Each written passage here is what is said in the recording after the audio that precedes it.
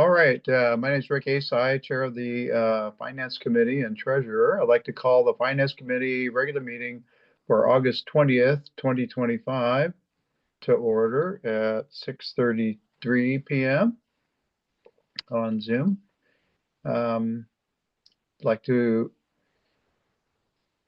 make everyone aware that our land acknowledgement and anti-racism statements are available on the website, the full statements, but just briefly to say that we acknowledge that we're gathered today on the ancestral homes of the Coast Salish Peoples, and that Sudden Valley Community Association stands firmly against racism in all forms.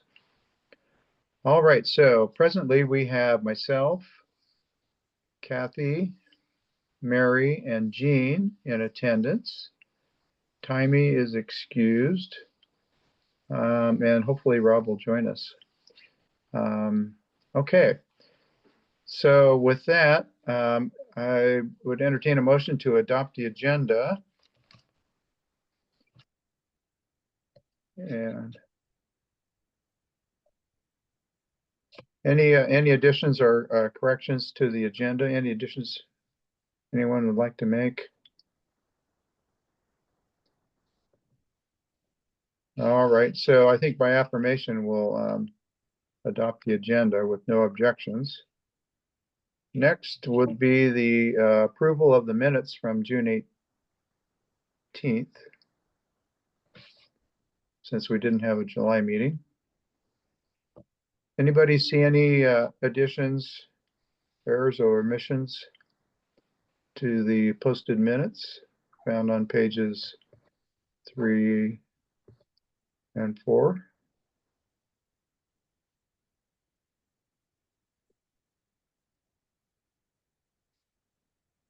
Oh, it's all good to me. Okay, without objection, we'll adopt the minutes as presented then. All right, anybody have any announcements? No.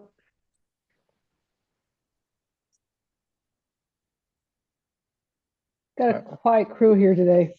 Yes, exactly. Everybody had an early dinner and is nodding off or something. I don't know. Okay, well, let's see. Yeah, that's right. Well, let's get right into it then. Joel, are you ready to roll here on the May and June financial review? Yes, I am. All right. Okay, so what we'll go ahead and do, May and June are both in the packet. They're posted online, full financial statements. So since so in the interest of time, like with budgetary type questions, I'll just go ahead and cover May. Of course, I mean June. Anyone can look back at May whenever they want to, but June obviously is year to date. It's the most relevant information. We'll just go ahead and go right to June.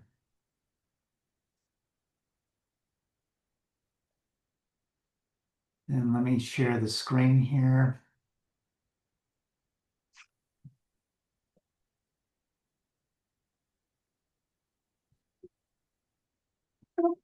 Okay, so everyone can see the financial statements, I take it.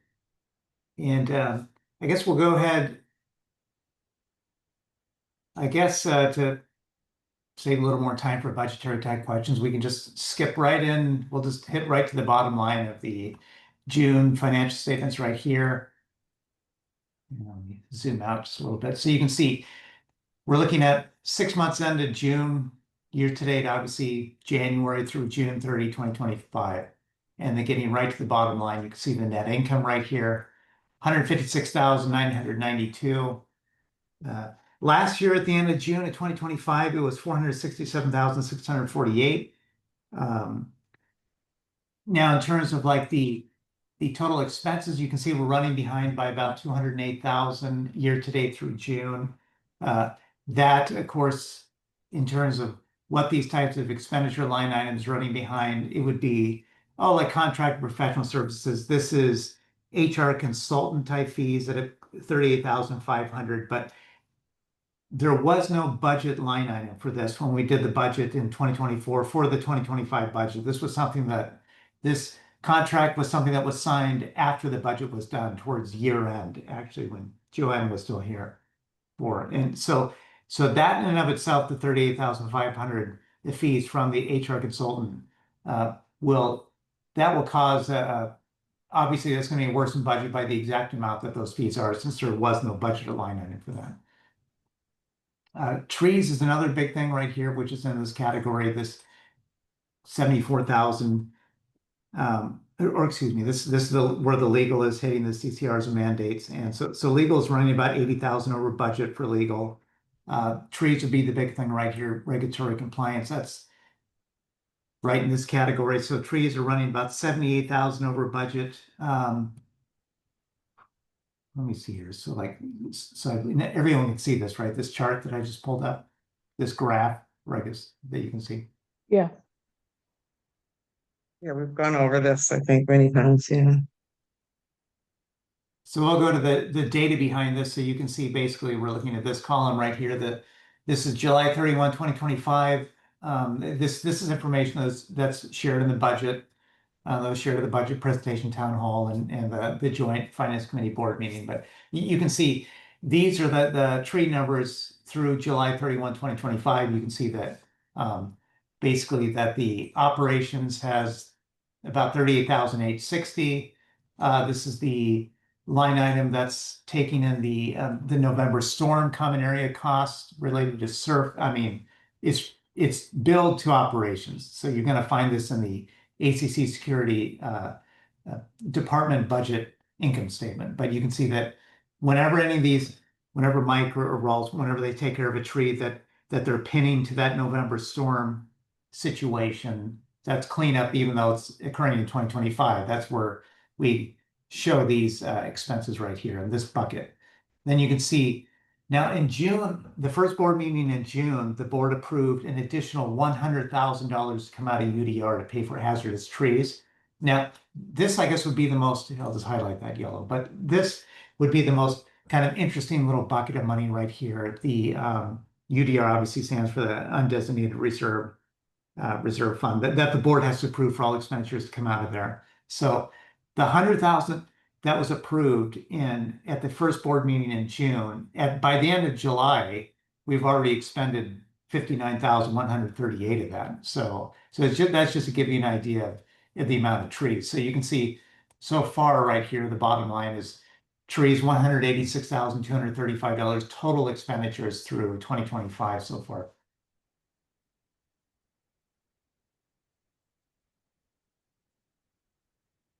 But those are the major things, which is essentially feeding into that or creating that over $200,000 over budget. The UDR does not factor into this line item. That's like its separate UDR income statement. Matter of fact, so like trees, well, you could see the UDR line item right here showing trees. Now this is at the end of June. So at the end of June, you can see that trees being billed to that UDR approved line item was 19,302. So there's another thing. So then it became 58,000 at the end of July. So that just gives you an idea of the level of tree expenditures. Now going back in terms of the collection rate, so the collection rate, now we budget for a 95% collection rate in 2025. The 2026 budget is also factoring in a 95% collection rate. So our collection rate, which is better than budget, 97.3%. At the end of June of 2024, it was 97.1%. So it's tracking a little bit higher at the end of June of 2025. The collection rate, I already have it calculated for July. At the end of July 2025, it's 97.3%. At the end of July 2024 is 97.5%. So it's right in the neighborhood of where it was in 2024. So, and I've shared these numbers before in terms of, since we do have a 95% collection rate, for every 1% over that, obviously we can only get up to 100, but so we could only do 5% more, so to speak. But let's just say at the end of the year, we had a 96% collection rate, just so this is easy to see. Then that means operations will take an additional $28,561 dues revenue that would be better than budget. SURF would take an additional $14,463, roads additional $14,875, mailboxes additional $266. So if So 97% collection rate, you know, you could times that by 2, 98% collection rate times that by 3. But that just gives you an idea of how that better than 95% collection rate really helps the bottom line for operations.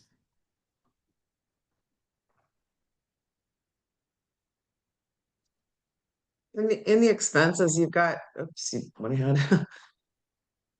Can you, yeah. So there's a couple things that are way over budget down in the beginning of the expense lines. Can you explain those? Yeah, so the main ones right here, contract and professional services. So that's the bucket where that HR consulting fees is going into. And I'm look- this contract was this was created at the end of 2024 when the budget was already done. So there was no budget line item for that. So that automatically creates. Yeah, Was I there a was particular one you had a I question was about? actually looking at the one below it and then the one that's 80,000 over budget as well. Okay. Yeah, CCI mandate. Yeah, what brought that on? so this one right here. Yeah, So this is where the legal expenses are falling into. And actually, I'll show you. So the good thing here, like for example, if you ever want to know, like when you look at the like that 32-page version of these financial statements, like if you ever had a question of like CCR mandates, so geez, it's it's over budget by 73,758.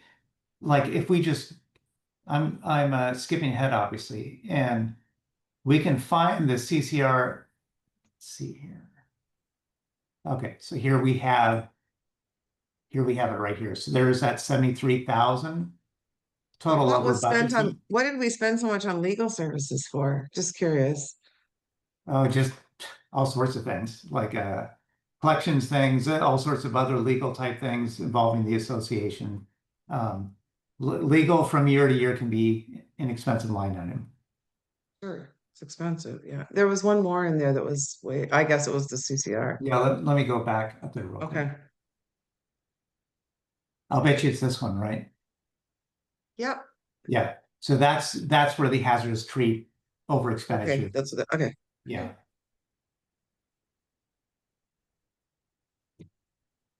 Okay, well, we'll just go So right to do we have some legal problems going on? Just, I mean, it doesn't take much to add up fast, but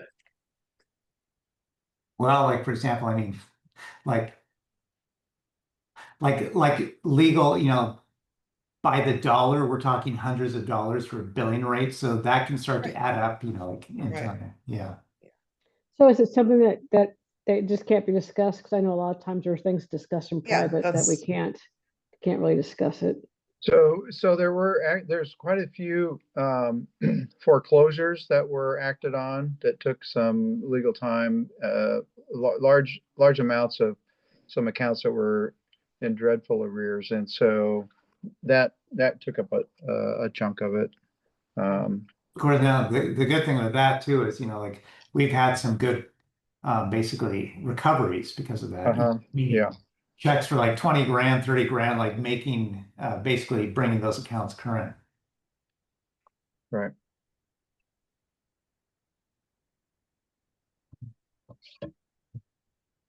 Now on the reserve cash balance sheet, of course, like this always is talked about month to month. It's just obviously you see the main accounts right here: surf roads, mailboxes. Those are the main dues categories. And like I said before, this is the beginning at the end of 12/31/2024. So if you went right back to the balance sheet and looked at the comparative column for December 2024, December 31, 2024, you'd see that was the ending balance for SURF and for roads and for each one of these funds, emergency ops, UDR. And then, this is where the dues are coming in, the actual cash coming in on this stuff.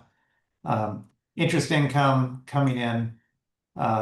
Some minor sales of assets, small ones. The 2025 expenditure, these are the main line items.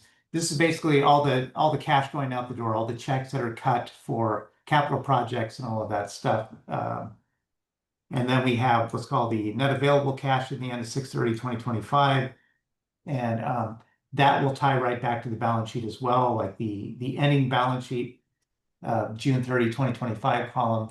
And then down in here, this is where we get into basically projecting type things. So you'll see outlook at a 95% collection rate, 686,996.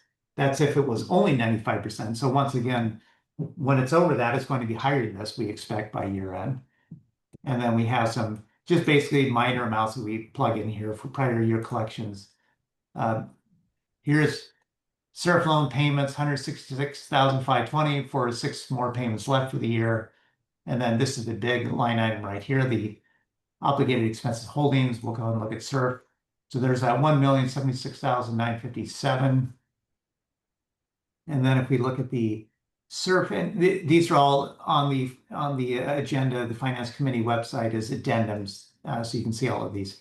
And the same ones, so there are also capital project report sheets for May too. Of course, we won't pull them up since we're dealing with more relevant stuff, but if you wanted to, they're all right there as addendums as well.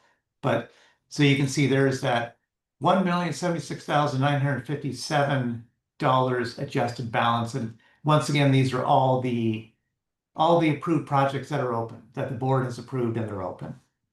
And like this turf care building remodel, this is an easy one to see. It's been approved for $116,785. You can see we haven't cut any checks on this yet. So it's total invoice 0. So that's why we go ahead and obligate $116,785, since we just assume all of that's going to be spent. And that's what builds up to that adjusted balance, $1,076,957. The same drill for roads, the open projects that you see here. And then we have this obligated balance, and same thing for UDR. Now you can see there's the hazardous 2025 hazardous tree removal line item right there. That was approved on the June 12th first board meeting in June. And these numbers obviously, go through, as it says, 6/30/2025.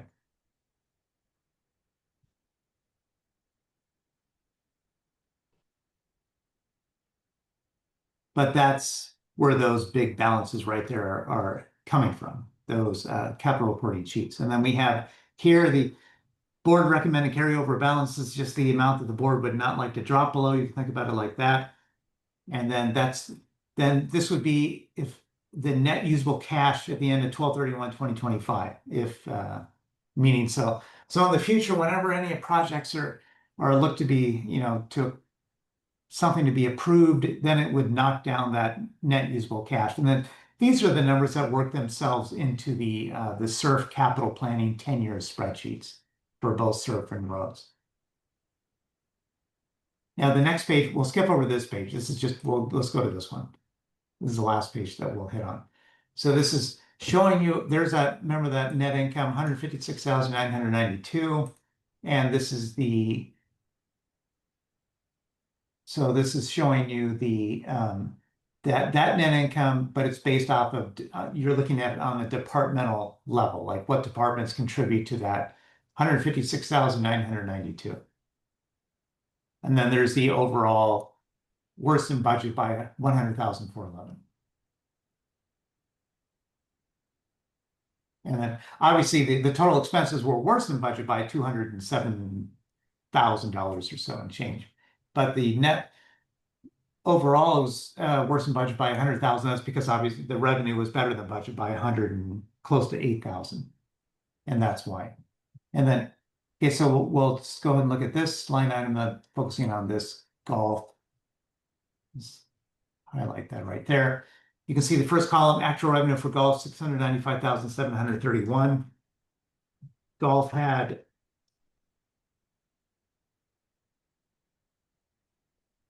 so at the end of June of 2024, it was 709,555. So golf is about real close to $14,000 worse than lower than what it was the year before. But it's as you can see, it's pretty close to being in the ballpark of the revenue of the previous year. The total expenses, this is payroll expenses, which is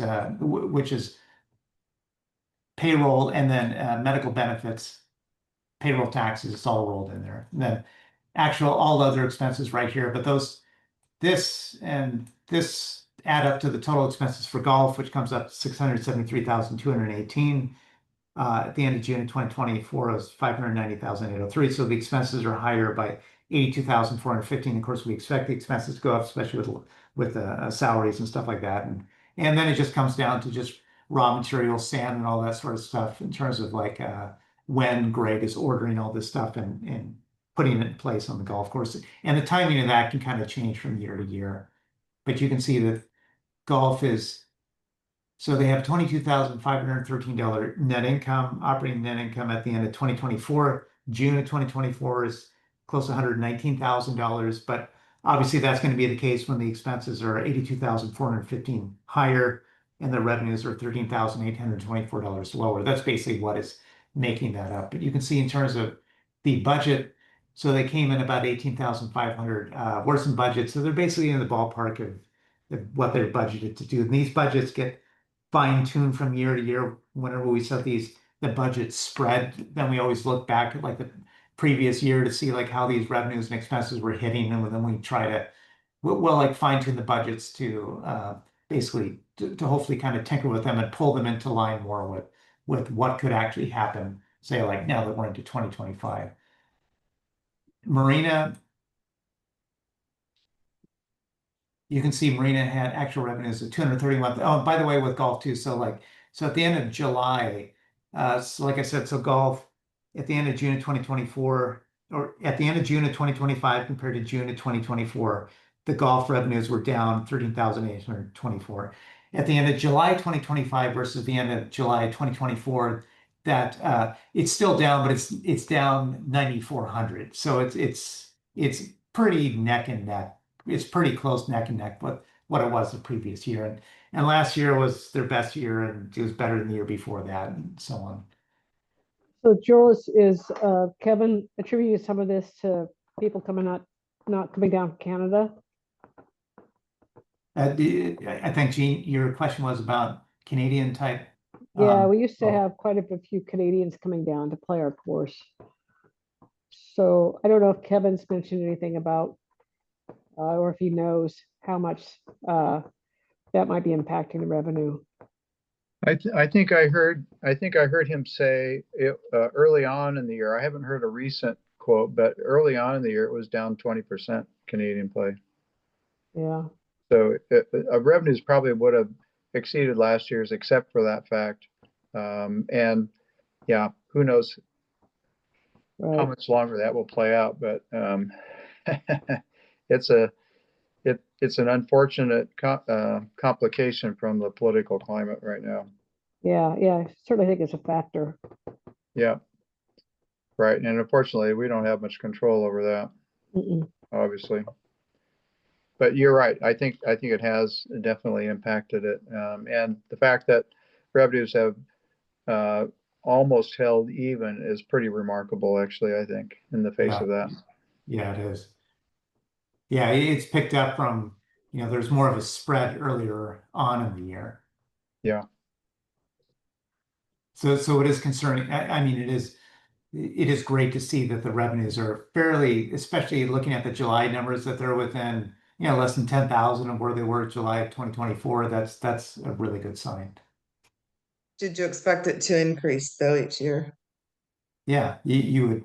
Yeah, you would. I mean, it should be more than 10, right? Yeah. But I mean, but like with the concerns that Jean said, and right. Oh, right. Yeah. But I guess what I'm saying is it's probably off more than 10 because we would have expected it to be higher. Oh yeah. I was just talking about the actual numbers that came in for July versus the year-over-year July. Yeah. Now, Marina, you can see actual revenues, real close to 232,000 at the end of June of 2024. It was 235,000, so it's real darn close to what it was year-over-year. Bottom line for Marina so far, you can see that the net income 270,042. Last year at the end of June is 225,726. So once again, it's kind of like golf. It's pretty close to right there, kind of neck and neck in the ballpark of where it was at the end of June of 2024. But I think for the most part, that covers pretty much like the highlights of the financial statements. If anyone else had any questions about this. And actually, by the way, like in terms of like a budgetary type thing, like for the 2026 budget, when Kevin gave me his revenue budget numbers. He budgeted a 3% increase on revenue versus the 2024 actuals. Now, in prior years, like when whether it's Kevin or Brian, when they would hand in some revenue numbers during the budget year, like I had a tendency to bump those up, with the concern that they were too conservative. But this time, looking at the saturation levels of the revenue coming in, I went ahead and just left them exactly what Kevin said at the 3% increase over 2024.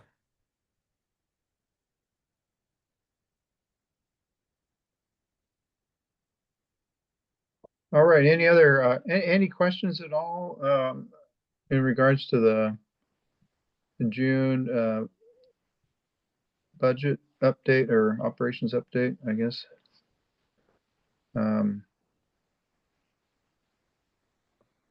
So for the most part, I think we're pretty much on budget, except for a couple of things that were added after the budget was formulated. So, Yeah, and the trees. well, the trees, that there's, Yeah. there's that, yeah, exactly. Okay. Okay, so now we're ready to dive into comments on the budget. Did everybody get a chance to either listen in or attend the town hall or the board finance committee budget presentation? Kind of gets the background presentation done. I did. Yeah, I was at the presentation. Yes. Listen So to it the next day. So I don't think we need to go through that whole presentation again. I think what we'd like to do is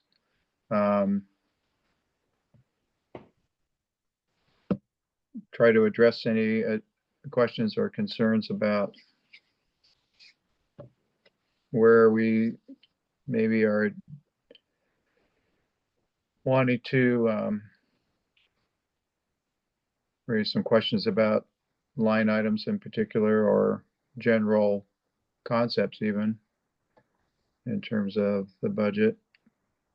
I think, everyone understands, I believe that this budget relies on a 7% dues increase.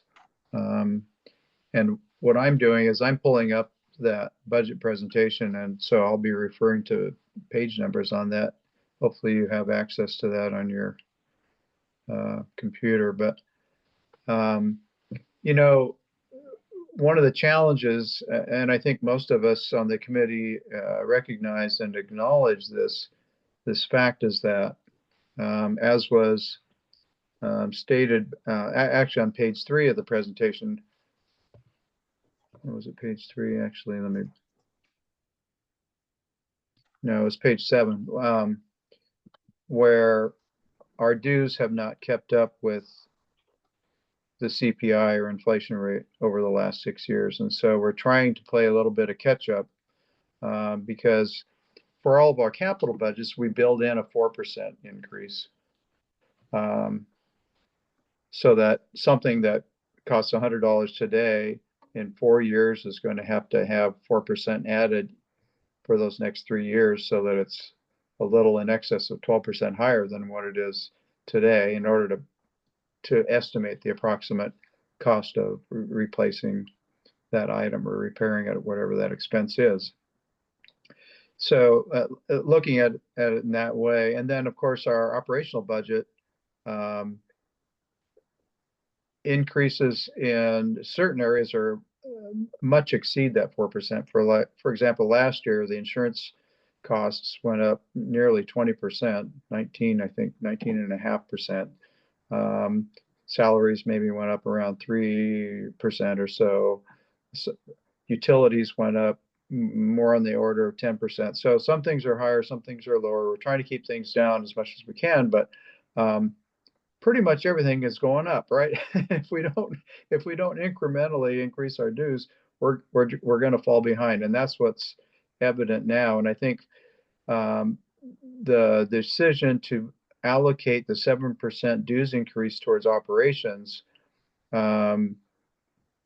is pretty much a necessity, and a great majority of that, of course, has been directed at trees. And we had a discussion earlier on, 2 or 3 meetings ago, about our concern as a committee about increasing that line item for hazardous trees. And the budget actually includes a concept of forest health. So if we don't spend all the money on hazardous trees, we might be able to do some preventive type of maintenance on our treed areas to lessen the kind of fire-wise types of strategies and get rid of some of those ground level fuels so they don't spread so easily if there were a fire. So one reason was, try to catch up on the operations side of things. The other advantage of putting all the money into operations is it gives us more flexibility, in the sense that if we put money into our capital reserves and we had an operational deficit or need that we needed to pull out 25 or 50 or $100,000 for, say, like something like trees, we can't take it out of capital. We'd have to take it out of our operations somewhere. So if we have it in operations, we can, at the end of the year, we have some excess, we could put it back into capital at that point. But if we put it into capital, we can't take it out except to spend on capital expenses. And so it gives us a little more flexibility to do it that way, even though I would prefer to have some allocation insured going into a capital budget. But we may have to consider playing a little catch up this year on the operations side, and hopefully we'll have the ability to plunk a greater portion into capital next year. What about this email from Linda, I think it was? Yeah. So I took a look at some of the line items that she was referencing, and I think one issue that she had, some of those line items, and I wrote down on some scratch paper, but I left that at home. I didn't bring it on my trip here. Some of those line items make references to several departments, and she was picking out just one line item in a department. Whereas if you go to those line items on pages 48 and 49, where it's the summary of all the departments, I think it makes a little more sense. So I pointed that out to her. She said she was going to take another look at that. But I think, for example, I think one of the line items, and I don't have the number right in front of me, but one of them referred to utilities, I think, energy costs. And of course, almost every department has a utility expense. And so she picked out one of them in one department where it was a bigger variance, and she thought maybe we could trim that back. But I think if you look at the totals for all departments towards the end of the document, it makes a little more sense. I think she was just trying to get a little bit of money in capital reserves was bottom Yes. line versus, yeah. Right. That was her intent. Yes. And would it be so awful to put maybe a little bit into capital reserves instead of all of it going into operations? Well, I mean, even like, just a little. the thing with that, of course, Rick and I, throughout this budget process, we've talked about this. And, well, like, for example, just put it into perspective, during that November storm event, the first board meeting of December, the board approved 228,000, just combined between roads and surf, real close to $480,000 of expenditures to come out of these capital funds to address hazardous trees that were threatening capital assets, meaning the roads and common area. And so, meaning the thing with the hazardous trees is there's this total pattern and precedent that those hazardous trees have had to be supplemented either from UDR or potentially from capital funds. Now, the good thing is, at the end of 2024, we have enough surplus to basically undo all of that, to reclass it all and put all that cash back into surf and roads where it should be. So the risk is that hazardous tree line item will need to siphon away money from other types of reserve funds to address events that happen, like during the year. And so basically, the whole thing with the 2026 budget was the heavy lifting kind of portion of the budget is to get that hazardous free line item up to like a respectable amount. And then like I was telling Rick's, I guess the easy thing is like if we think about it like this, if we were to let's just say the 2026 budget passes exactly like how you see it, and then we fast forward to next August and we're talking about the 2027 budget. And let's just say that so this is easy to see. Let's say we're not raising dues, just so we can see this very easily. Even if we don't raise dues, that hazardous tree line item is still at 300,000. So it's like we've kind of sealed in and locked in that nice kind of allocation of hazardous trees. But like in future years, dues increase could go right back to capital. And at the end of 2026, if we get lucky and we only spent 100,000 in hazardous trees, of course, I mean, that'd be fabulous. That was only the case. And then we have $200,000 left over in surplus. We could just stick that right into roads or surf anyways. Yeah, yeah, that sounds good, Joel, but it just seems like when money's been allocated in a budget, most people want to spend it. They don't, Right. they don't want to save it because they know if they don't spend it, it will go away. And, you know, it would be nice if some way we could find some that goes into the capital, but I understand there's a lot of challenges with that right now. I just think that once it's in the budget, people think it's there and a lot of people want to take advantage of it. A lot of things are needed, but sometimes things aren't needed that get purchased. At least that's what I've seen with some budgeting processes. Oh, sure, yeah, and of course, yeah, no, you're right.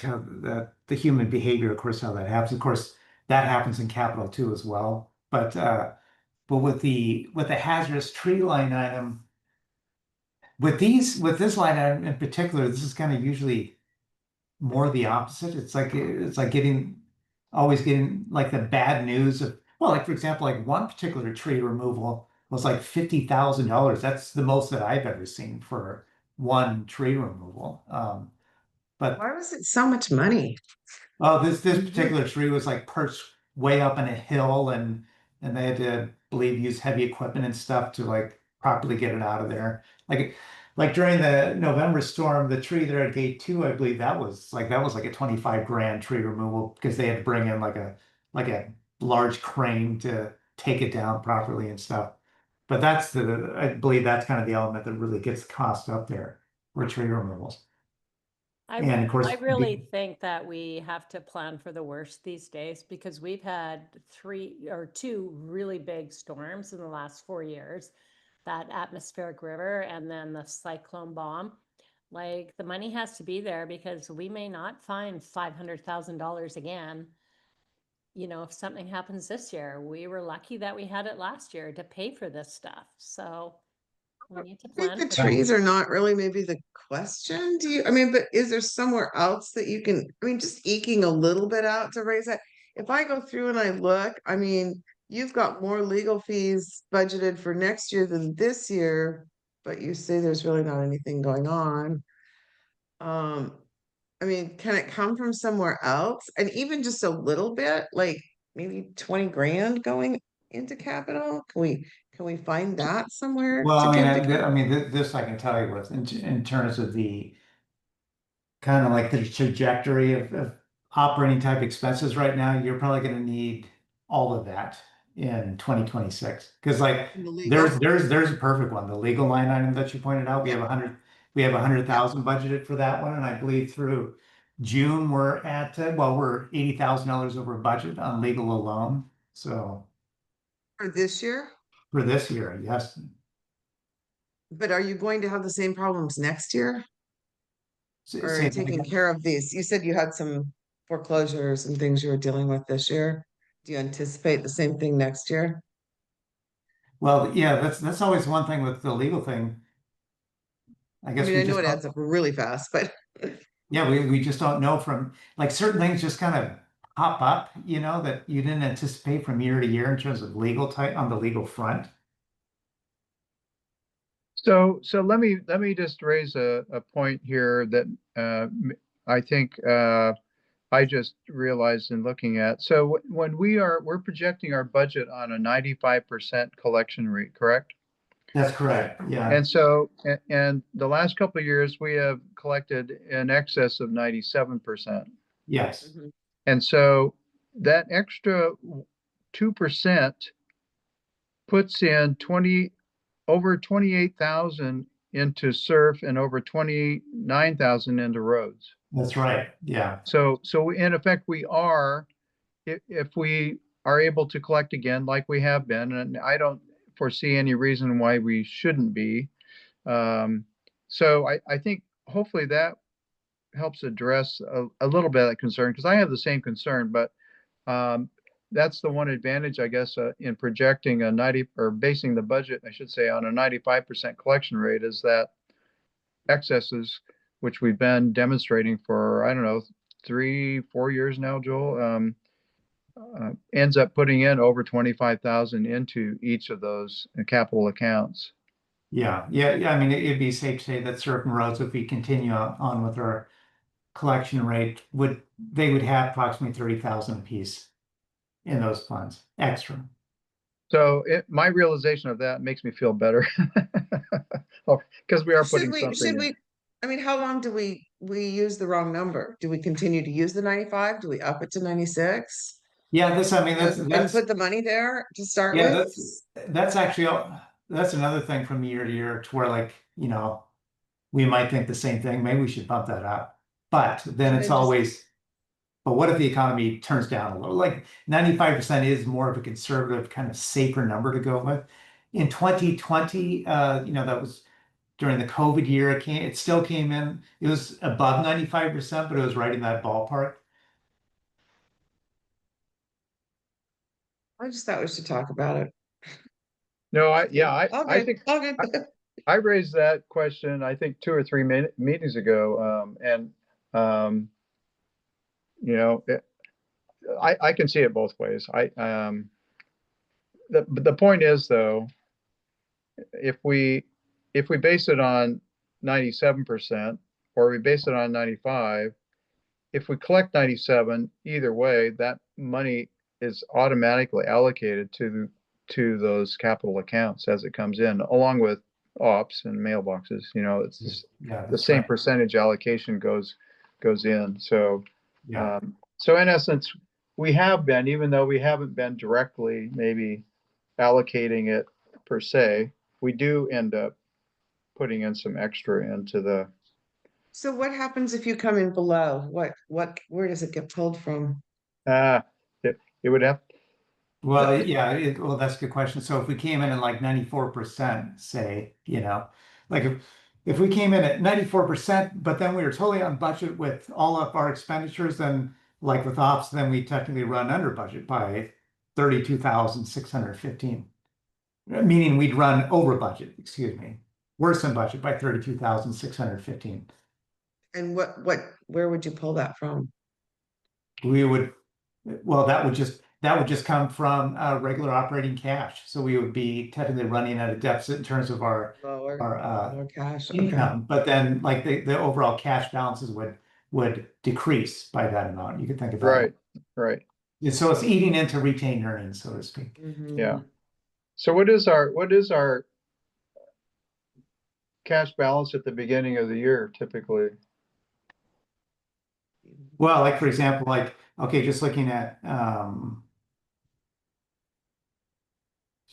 the balance sheet right here. So the cash balance at the end of December of 2024 was 579,484 for operating cash. At the end of June of 2025, it's 354,019. But then, you know, you have these fluctuations as you go through the year and then come to the end of the year again. So it also, and when you at the end of June, at that point, you know, the major insurance policy has been paid. That's Right. Yeah. that's 150, close to 160 grand right there where it takes a hit. But then that amount recovers, you know, throughout the rest through the end of the year. What's the average, Joel? You know what the average is from month to month of cash that we retain? The cash on hand from month to month, no, I just Yeah, have just I just- average, and then yeah. divided by 12.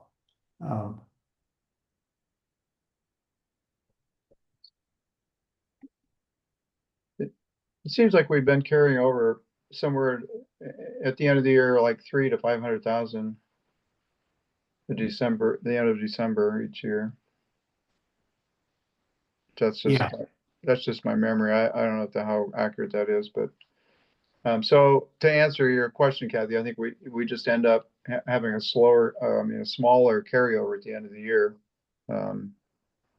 Actually, and the thing, I mean, like with the collection rate out here, the historical collection rate, my fear isn't that the collection rate is going to come in at 94%, because historically it's not what it's done.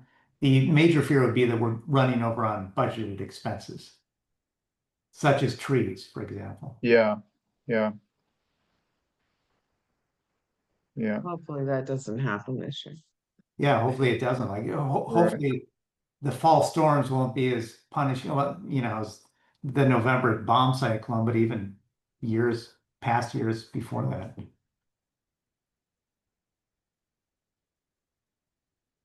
Okay, I'm good.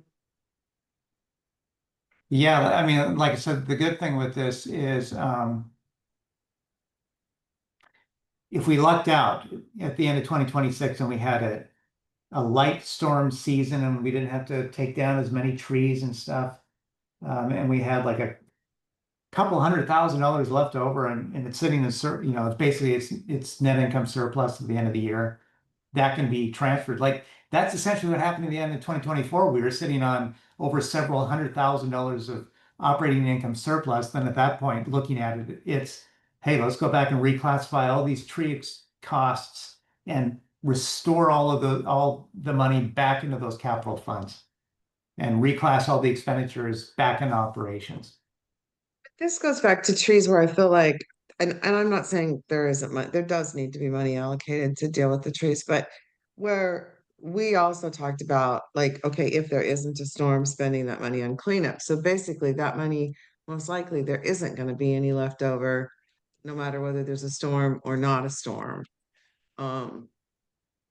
In the tree section is the way I look at it, because if there's no storm, then you're going to use it to take down hazardous trees. And try to, do some on the ground work, probably clean up an area. Am I wrong in thinking that? Well, it's a possibility. It gives the board latitude to elect to do that, but they could also elect to allocate portions of it to capital and portions of it to cleanup, depending on how large that amount is. Yeah. Because if they don't use it, it's gone. Well, no, it'll be carried over. If it's not spent, the dollars will still be there, and it could actually, theoretically, it could fund part of that 300,000 for the following year. Yeah, actually, so at the end of 2024, in terms of how much money, in terms of all the checks cut out of surf and roads to take care of these hazardous trees because of the bomb cyclone affecting all these capital assets, it was a little over $290,000. So both surf and roads collectively combined could have been, the cash balances could be right now lower by 290,000, but it was at the end of 2024 that, looking at, we had over several $100,000 of operating surplus.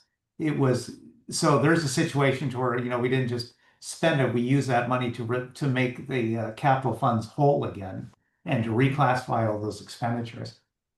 Actually, for me, that was the number one concern, was to restore all those capital funds to not interrupt with the 10-year capital plan that we had set.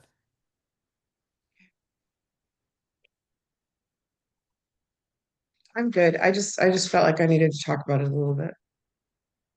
No, I share your concern, absolutely. And I think if you calculated the amount that we are putting into SURF just from our regular dues allocation, if we did a 4%, I think comes up around 37,000 for surf and maybe a little over for roads to keep up with what we are currently programmed through this budget. So to add an additional 4%. And if we collect 2% or more, we're within 7,000 or 8,000 of that in each of those. So we're pretty darn close.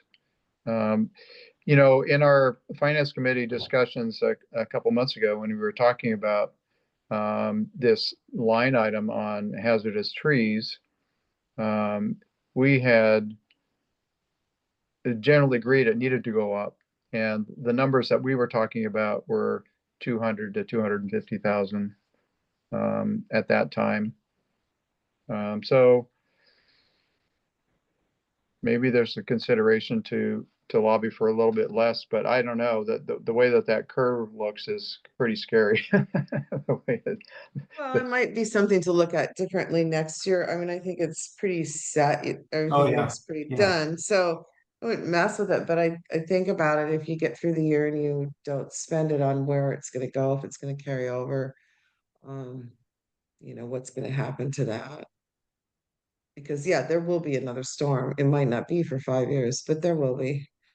Yeah, Yeah, And some of these trees, I mean, the more houses you get these neighborhoods just built all the way out, and the more they're built out, you know, the trees start getting undermined. right. Yeah, because usually you have to take out some trees to make room for a footprint of a house, and that changes the whole support structure of the way that trees support each other when the wind blows and the rain rains, and yeah, it changes it, and in some sense kind of weakens the whole ecosystem that way. So it's part of the challenge that we face living in a forest, a second growth forest. Even the trees that came down in Gate 1 by the parking lot, like they weren't compromised, but they just came down. Yeah, You isn't really that something? don't know Yeah, I know. what's going on underneath with these root systems. They can Yeah. come down anywhere where you think they're safe, and they haven't been compromised because those trees had been there forever. Yeah, That yeah, wind came from a different direction, I believe, is what happened. that's my understanding as well. It was a stronger east wind instead of the prevailing south or southwest, and they just weren't stressed to withstand that sort of yeah, wind that's right. direction. Good. Oh yeah, like for example, at the end of, like I said, the end of 2024, when I saw that 300 and some thousand, you know, when I knew this is firm now, we have like 300 some $1,000 surplus. At that point, it wasn't it wasn't like the board like pestering me, hey, I think we should restore those funds. It was literally, I was one like, we're going to put all these funds back, like we're going to make capital whole again. Yeah. I Okay, was so I was going to spend it on an Engelnook fireplace in the Welcome Center, but yeah, Rick talked me out of it. yeah. What happened to that old fireplace that was in there? That really cool old fireplace? Do you guys The one remember that's it? in the Welcome Center here? Oh, excuse me, not the Welcome Center. I meant by the restaurant, the one that was in the clubhouse. There was that Oh, Oh huge, yeah, yeah, that one. Yeah. I don't know. nobody, I don't know anything about nobody knows that. what happened to it. I mean, it's still there, right? It's just not No, never it's been used. gone. Oh, it's totally gone. Gone. Yeah. Hmm. Kind of like Barn 7, totally gone. Or the Rotunda, totally gone. I mean, that would have taken something to get it out of the building, you know? It's Seems not like, like some, yeah, seems like. Okay, so I'm hearing the concern about balancing the trees and need for capital, and I'll try to convey that at the board meeting when we have a final discussions on this. Any other areas that you see as I also heard concern about legal. I do think there are some little things, you know, and like Joel's saying, little things they kind of add up. I mean, we're looking at some additional leases. It's time for I think El Agave to renew their lease, and so there's some kind of routine sorts of things, and then there's always these foreclosure issues as well coming into compliance. And actually, we're going to have some additional legal expenses that our counsel advised the board about in terms of coming to grips with and falling in line with Kiowa, the state community association guidelines and statutes that will go into full effect in 2028, but actually there are some incrementally that go into effect actually next January. And so we may end up playing a little bit of catch up there. So I think it's always hard to anticipate how much legal is going to be, but we do have several things that are kind of irons in the fire, so to speak, that are going to be drawing some of those. Can you give like just a quick overview of what that is without taking more than 5 minutes? Kiowa. So it basically it's a series of statutory changes that have been brought about in many state legislatures around the country, kind of even before the big disaster down in Florida, where that condominium definitely imploded just from lack of care and maintenance, not raising dues, to deal with structural issues like that. And so that really, even though many states were starting to look at that issue, that just brought things to a firehead there. And so Washington is one of the states that has really leaned pretty hard into that to try and protect homeowners or condo owners from boards that are reticent to manage appropriately and take fiscal responsibility for maintaining physical assets. And so it has led to changes that are in statute, and they're kind of incrementally being implemented with the final drop dead date of January 1, 2028. But that has led to changes in how we may have to make notice in terms of people getting behind in their dues, changes in how you implement foreclosure, and it involves a lot of legal, unfortunately.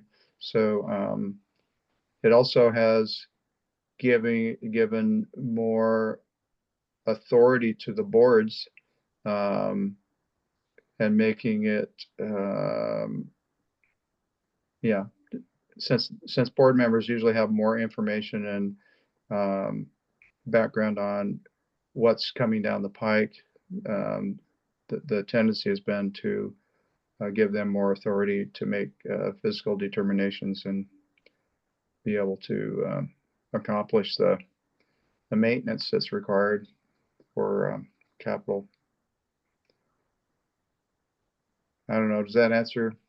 Yeah. Making that okay. I do have one other question, and I guess I didn't mark it, but I saw where we had a huge increase in money for our security. Oh, yeah. For Why? private security. Well, it's going from 300,000 to 309. It's not like a gigantic increase. Oh, I thought it had like a huge percentage of increase. What page? Do you know what page that's on the top of your head? Let me see here. So I thought, why? I mean, I don't think, security, I don't think. I thought that's what it was. I might be wrong. What part of the budget is it under? Let's see, so that's on page, let's see here. Towards the front. It's on page 40. It's the last line on page 4, professional security services. Oh, the summary. It's going from, well, that's only 3%. Unless you're thinking the hazardous tree removal, that's 200%. No, I thought I saw something else that went way up. But now I'm not finding it, but I'll probably find it later.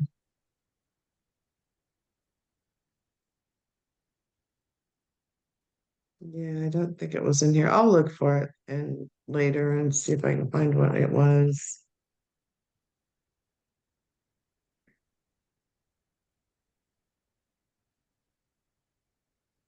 Okay, this isn't where it was. So I'll try to find what it was I was looking at. That's fine. Okay. Keep going. I don't want to hold this up anymore.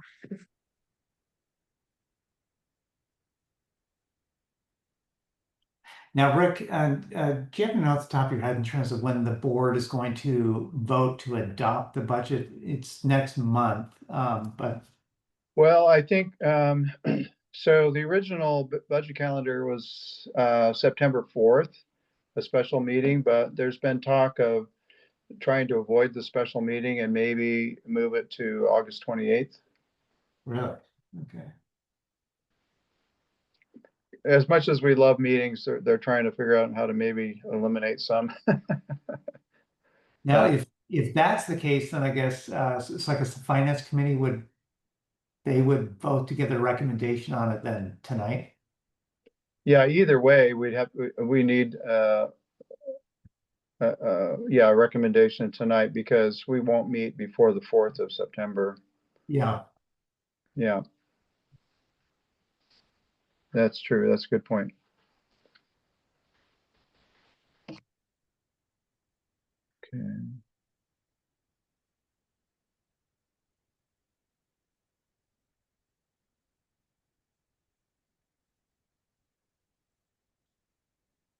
So, with the caveat of my commenting on in our report to the board, concerns about the legal expenses, and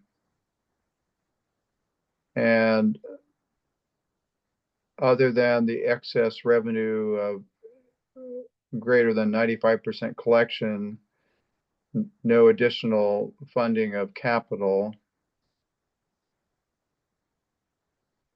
Any other commentary for me that you'd like for me to take to the board? Not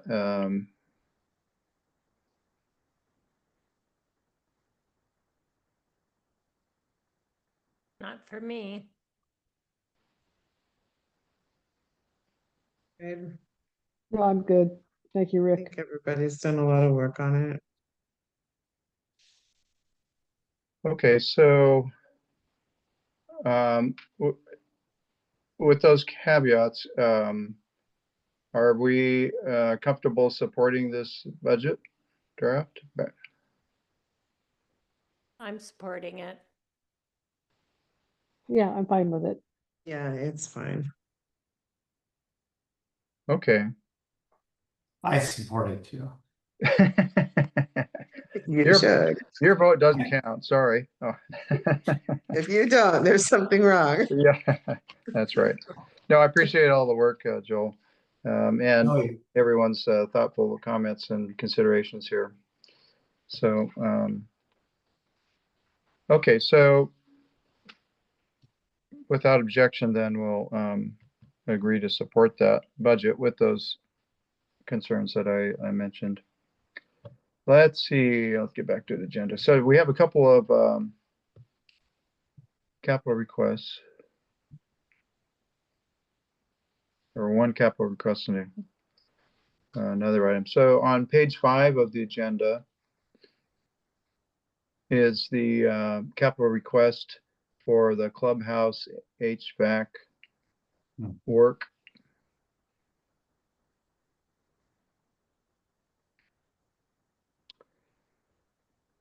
So my understanding, and I think I just saw another follow-up to this, but was there was going to be an attempt to kind of repair this, but when they got it opened up to look at, they couldn't locate parts, and it didn't turn out to be repairable in a temporary sort of fashion, and so they just charge us for labor to look at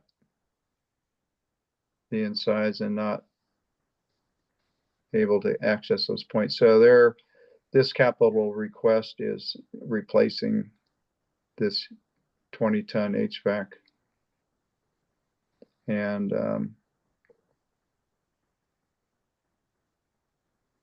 is that how everybody else saw that?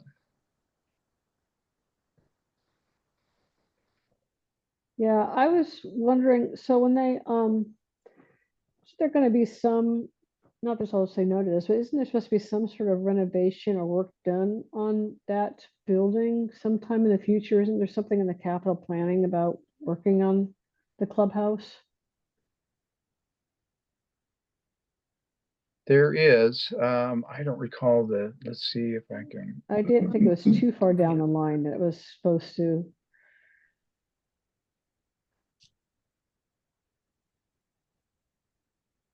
Let's see here. Okay. So in the, towards the end of the budget presentation, there is the Right. capital plan. Let's see, and I think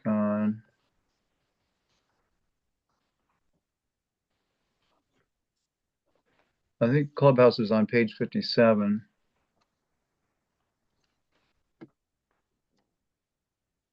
Now, I think some of that was planned for this year. And then the restrooms and the pro shop were for 27. But there's not going to be any redesigning in the building then, just sort of updating stuff, I guess. Yeah, so it does- so actually, I think a lot of what was supposed to happen this year was the El Agave lease was supposed to be renewed. It hasn't been renewed yet, but contingent upon renewal of that lease were periodic upgrades or renewals of some of the interior aspects, decorating, carpets and stuff like that. So painting. So I think that is being held in abeyance until the new lease is ironed out, and that's where some of that legal is going to. Oh, Right now. okay. So it does Uh, have their that there's supposed to be 22,000 for an HVAC in 2024. Yes, and 61 this year. Yeah, so let me find this. Okay, so yeah, so there's $83,200 on the capital plan for HVAC. This is one of these, of course, I've known about this since last week or so.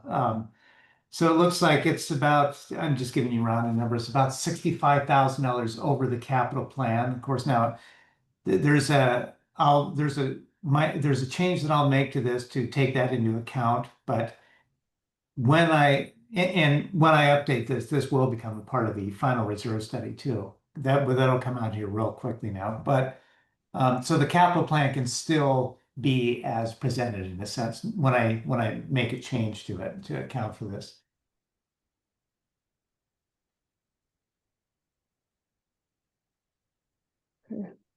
Are there two HVACs in the building? They're upstairs and downstairs? Well, no, there's just the one that's downstairs. It's a large one downstairs that feeds the building. Okay. There was a huge wood stove upstairs. Yeah, we heard that earlier. Yeah, It's gone. that was like a 1-ton, wasn't it? Yeah. It was really cool though. It was, I mean, it had been there since the building was built. I kind of went with the building well. Yeah, I wish I would have seen that. Yeah, I mean, it just kind of was gone all of a sudden. It's like somebody decided to remove it, So this is off subject a little bit. Does El Agave have to do their own, I mean, maintenance? We don't replace their carpets for them and paint for them and things, right? Oh, no. Sometimes when you sign a lease or whether it's a new lease or a renewal, there's some, what do they call it? Tenant improvements, TI allowance, Yeah. so many dollars a square foot or whatever. Okay, so for we that give kind them of an stuff. allowance. Okay. Yeah, Okay. it's not uncommon. I don't know. I haven't seen this particular lease.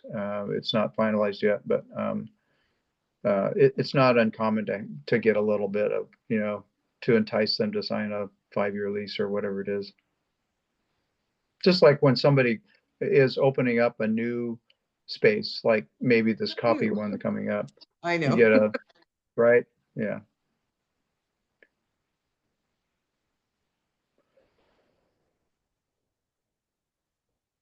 Okay, so let's see, back to the HVAC. HVAC. So yeah, it looks like it turned out to be quite a big chunk Why? more than originally planned. But why so much? I don't know. Yeah, It seems, I mean, did they get more than one bid or was it just a quick, here's what we think it's gonna cost? um,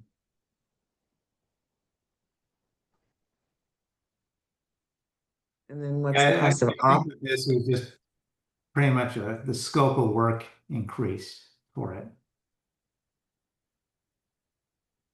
I don't think it's gone out for bid yet. This is an estimate of what they anticipate it's going to cost. But when the board approves it, or when we recommend, and if the board approves moving forward with it, then it will go out to bid.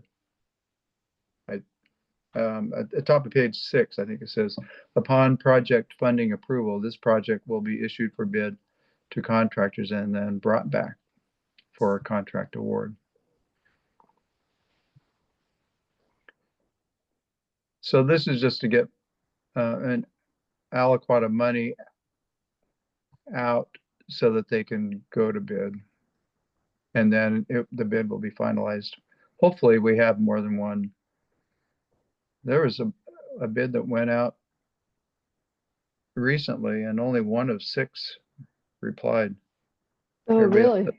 Everybody else said they were too busy or didn't want to drive down this far or something like that. Yeah, Well, and are they looking at alternative sources? I mean, I guess that's, or just standard, old HVAC.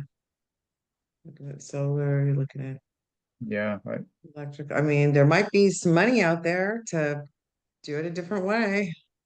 yeah. There might be grants or tax breaks or something.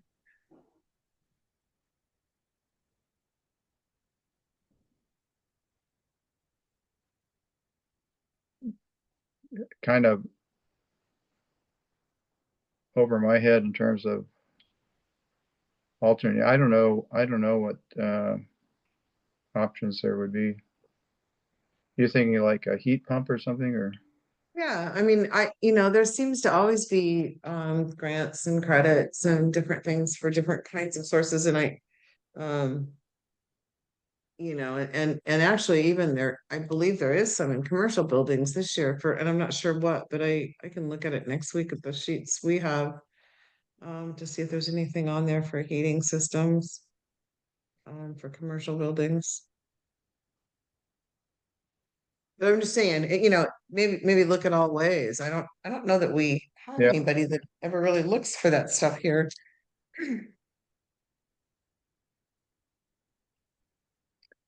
I mean, I would think a contractor could tell Mike I don't. too, like, hey, if you do this, you're gonna, get X amount back.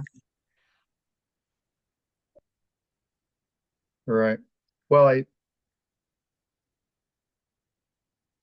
I think like so. Right. Like for residential, if you buy a high enough efficiency furnace, you get some sort of rebate from the gas company or heat pump, maybe the electric company or something, or state, something or other like that.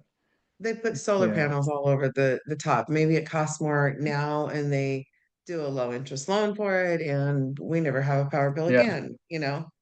Um, I mean, just maybe be a little creative, I think, if it's got to Right. be replaced. Yeah. It might not work. It might not be worth it either, but just, throwing that out there. I do have a sheet from the beginning of the year, all the IRS stuff that has all that stuff on it for commercial and residential, and I'll try to look at it next week. Let's see if there's anything on there that I see that works, and there might not be. I don't know.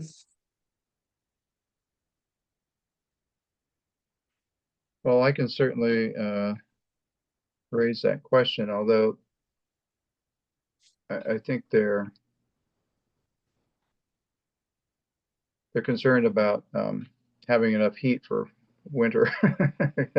It's a pretty short time frame, and I think some of those alternative plans May take a maybe while. take time to, in terms of applications or approvals, or I don't know how that works. I know we put some solar panels on our house last year, and it took months to get To a house. to get approvals, and 2 days to install the hardware. So I don't know. And yeah. But it's a valid concern. I think certainly trying to be as future looking as we can be in terms of I think what fuel and utility costs are just going to go up. So if you can generate some energy, that certainly would seem to be long-sighted. And I don't know if you have to change much of the infrastructure to replace that. I wouldn't think so, but Looks like they talked about taking out some walls or something. You, yeah, to get it access to, they have to disassemble it and put it back together or something like that. Yeah. right. Yeah, Yeah. because I was gonna say, gosh, $22,000 is a lot of money to try to get some plans for an existing unit, but it sounds like it's more complicated than just a replacement. And Yeah. And that's true. And who knows what the heat pump version might be. I don't know if it's bulkier or less bulky to have to install. is that what the economizer is a heat pump?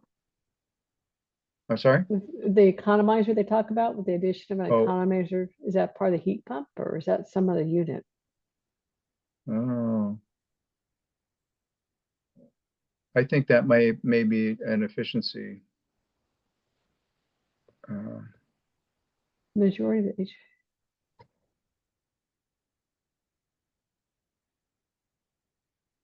Huh. Yeah, I don't know exactly what an economizer is. And then it also talks about a new unit.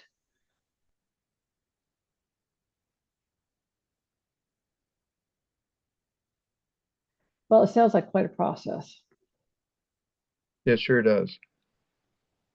Yeah, it's part of the system. It says it's a component in heating, ventilation, and air conditioning systems that uses outdoor air to cool a building. So that does sound like a heat pump Yeah. piece.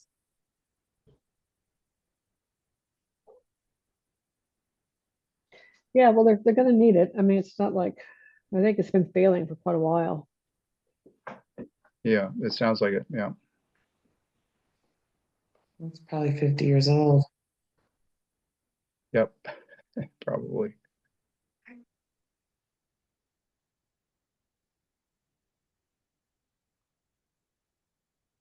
Because what's the alternative? Just keep No using it? heat. No heat. No heat. Yeah, no heat, I think is right. Yeah. Yeah, that's not Find fun. the fireplace. Yeah, find that fireplace. Yeah, we should have saved some of that wood. We could have I burned some know. wood. We have a use for it. Yeah. Yeah. Yeah, it's one of those things where it almost sounds like the building was built around this thing. The way things are, hallways are so narrow and stuff, and you can't. It might have been back then. It might have been a pretty open building before they Yeah. closed it all up. Yeah, and then they put in these walls for additional rooms and block Mhm. themselves out. Yeah.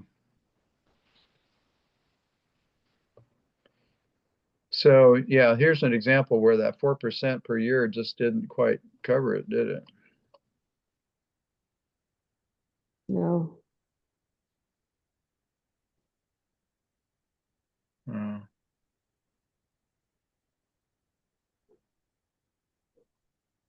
and it looks like there may be some additional costs as well. Hmm.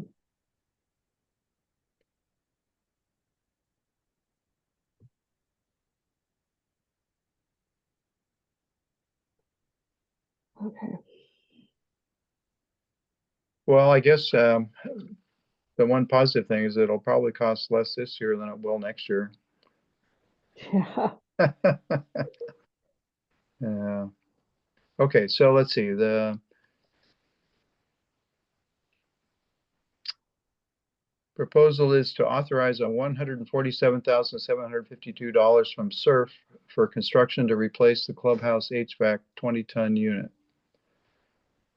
It's requested that the board approve a change order allocation of that amount from SURF to SURF Capital Code 9724.06 for construction and temporary repairs required to replace the clubhouse's 20-ton HVAC unit. So the We're motion, replacing, why are we doing temporary repairs if we're replacing it? Why aren't we just replacing it? yeah, I think they were hoping to do some temporary repairs to tide them over, but I thought I read a memo that said the drive shaft was broken and could not be repaired on the motor. Unless it was another HVAC, maybe it was the HVAC in barn 8.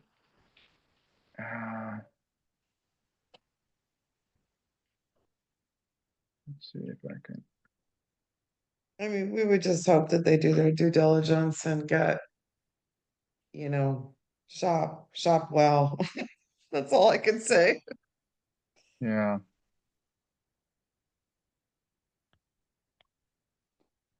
Yeah, I mean, it's always nice to get more than one bid, right? I mean, talk to several people and Yeah, get so information from several different people. This is pre-bid, so this hasn't gone out to bid yet. This is just the first step so that we can send it out to bid. Well, so do we approve all that money now, or we just approve for getting bids? Like there's this $22,000 for what Yeah, is this, so P&W? yeah, so the motion is requesting that the SVA Board of Directors approve a change order allocation up to $147,752 to fund construction and temporary repairs for replacement of the clubhouse HVAC. So it's just allocating the funds to make them available to the board, and Mike Brock really, so that we can send it out to bid and get some firm bids to proceed. And it includes all of that design and. So, but the bids don't cost $142,000. No. No, That's- shouldn't. So can we send it out for bids first before we allocate, or is that just delaying the inevitable? It seems to me like it should. We shouldn't have to allocate that this month. They should be able to come up with bids without it costing us, shouldn't they? Or are they saying basically it's buried so deep in the building that we've got to remove walls? Somebody's got to come in and figure out how to get to it. So I think what happened was this actually went out for bid in 24. So the original proposal was in February 2024. So on page 8 of the agenda packet, if you look at the bottom, the proposal at that time was to authorize the 22,176 for design and permitting. And the permit, I believe, was issued in like November 2024. Is that what it said?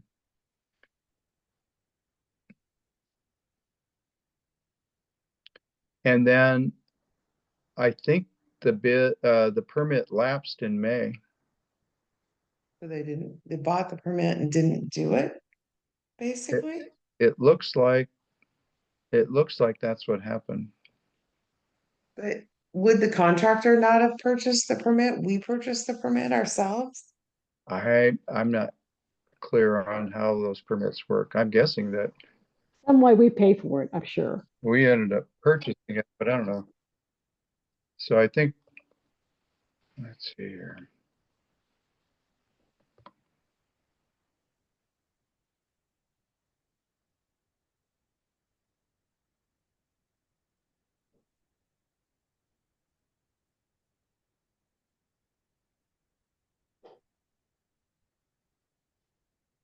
Do you know any more on that, Joel? The only thing I know is that Tyler did say that the permit, exactly what you said, lapsed, so they have to do it again.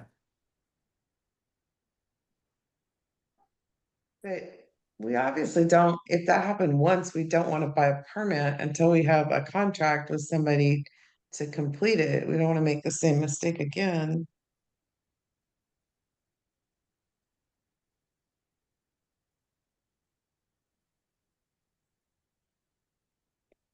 Right. So it sounds like because the permit was issued in November, that was actually when our GMs were transitioning. And it looks like it got dropped. The ball got dropped. But I mean, the contractor would have had to have issued the permit. He would have had to, it's HVAC, we can't go. I mean, we have to have a contractor's name on there. Someone had to have a contract with somebody, right? That's a good question. I'm not that familiar with how those permits work. I would assume that we apply for the permit and then we have to hire somebody to do Electrical, the work, electrical, right? HVAC, the mechanical trades have to have a licensed trade person on it. Yeah, yeah. So if you're just building a wall, they don't, you can do it yourself. Yeah, an interior wall, non-supporting wall, something like that. Yeah.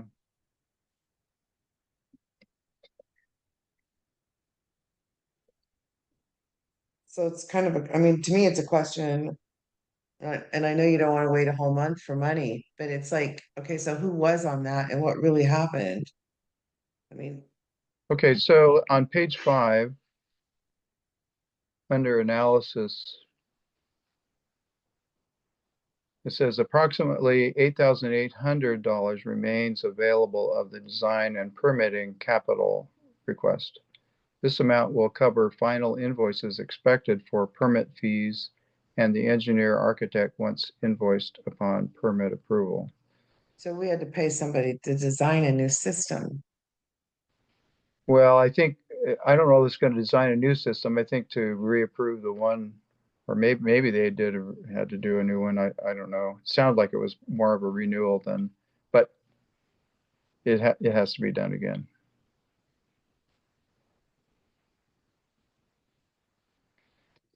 Well, my feeling is we move ahead and get the work done, but raise a really strong question of what happened. Who dropped the ball? And right? if the county would do any forgiving on it, sometimes they extend permits out for circumstances, Yeah, it wouldn't hurt to ask. It certainly wouldn't. Yeah, I mean, it has to be authorized. It's sort of confusing how things kind of came down, Yeah, what happened. Like, here's the money, but please do your due diligence and go find out what happened and see if you can fix what happened before you spend it. yeah, yeah. See if they can't recoup some of the permit fee due to confusion during staff turnover. I don't know, something like that. Sounds good. So, yeah, I share everyone's concerns about that, but so are we okay approving these funds and just trying to be emphatic that maybe try to recover some of those costs, but nonetheless, Done. get some bids and get it done before it gets cold. Yeah, yeah, that's Agree. good. Agree. Okay. Yes. So let's see. So all in favor of the motion, say aye, Aye. Aye. and opposed? Okay, thank you. Okay, and the next item is, let's see,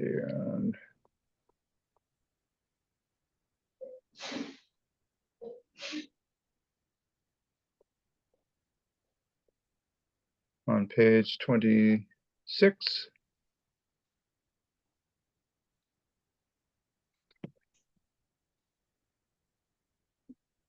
So the purpose of this request is to obtain the board approval to award the construction contract for the turf care building remodel. Facilities improvement supporting SVCA's golf course maintenance operations and staff work environment. So May 22nd, 2025, the board approved construction funding. This is the one where 6 requests for bid were sent and 1 replied. So here's an example where we tried, but only 1 really gave us a bid, and it came in a little under bid, I think. Could have been the time of year if they sent it out in May too, you know. Yeah, that's true. It's kind of late in they've already got their calendars full for the summer. Fall. So Cool Runnings Construction was the one that submitted a bid.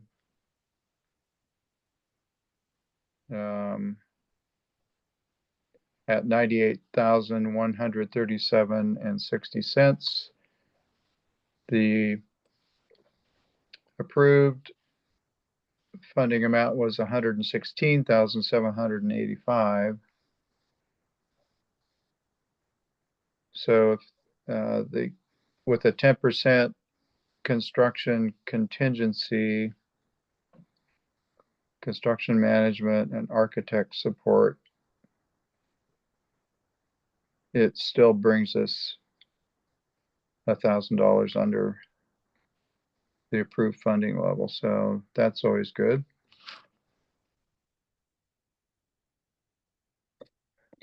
So it's been sent out to bid. We got a bid. It's under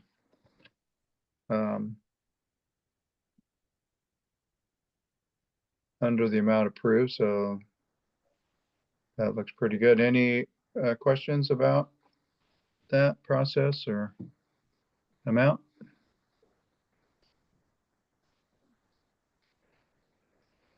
So the motion is that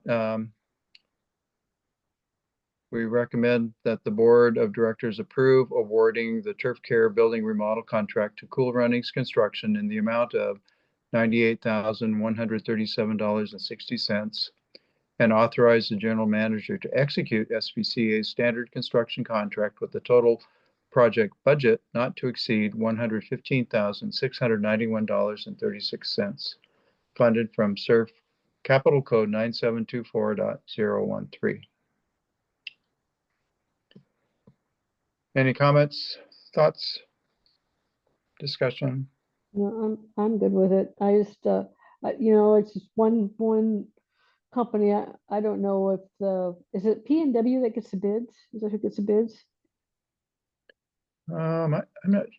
Who gets the bids? I just hope whoever is looking at the bids know that they've checked out. It's a reputable company because it looks like we only have one to pick from. But I'm fine with it. We've had work done by Cool Runnings before. Oh, we have. Okay. All right. Yeah. I think Mike's been pretty happy with their work in the past. Okay. Okay, so it sounds like we're ready to vote. All in favor, say aye. Aye. Aye. And opposed? Okay, thank you. Motion carries. The recommendation carries, I should say. Okay. So I think that brings us to an end. Any other thoughts, comments?